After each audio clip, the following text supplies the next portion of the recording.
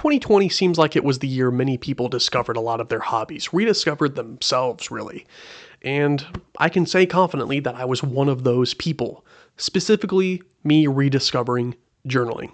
Bullet journaling. It seemed very popular and it seemed very functional, so I said, what the heck, might as well give it a go. So I did. I even bought a fancy new Leuchtturm for the first time. That was my first time I ever bought a Leuchtturm. Leuchtturm, however you want to call it. It was the first time I really upgraded my notebook. So I got to bullet journaling, but it didn't take me long to realize that I was focusing almost entirely on the aesthetic, trying to make my pages look pretty. I was using washi tape. I was using these brush markers. I was really trying to go for the aesthetically pleasing pages that I'm sure you've all seen everywhere. I mean, at that time, I was just trying to duplicate what I was seeing because I felt like I wanted to fit in. But after I was designing and the time finally came to do some writing, I was done. I didn't want to do anymore. I've exhausted myself by trying to make the perfectly aesthetic page. I just wasn't getting much out of it that I thought I would be getting out of it. And I can confirm that that's totally on me. I'm not saying bullet journaling doesn't work. I just wanted to write. Like, I don't want to do all this tracking. I don't want to do all this designing and like layouts. It just wasn't my thing.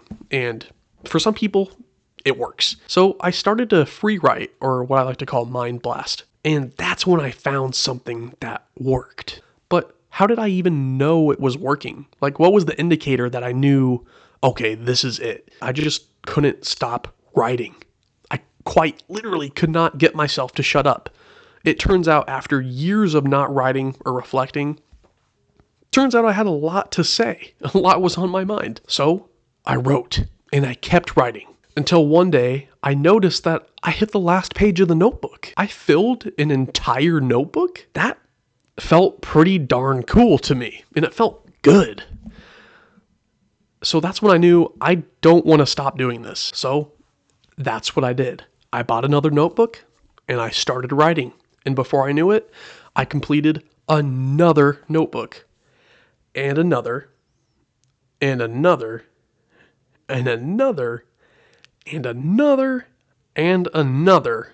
Throw in a few pocket notebooks, and here we are with no planned stop whatsoever. I don't necessarily just journal because it's quote unquote fun per se. No, it's not just that. But I realized ever since I started this journaling, this writing, I noticed seemingly every area of my life started to improve in some way, shape, or form. My communication skills, my relationships, my professional life, my motivation in general, working towards my goals, maintaining healthy habits, and most importantly, just my well-being, both physical and mental. All of this improved simultaneously from when I started journaling.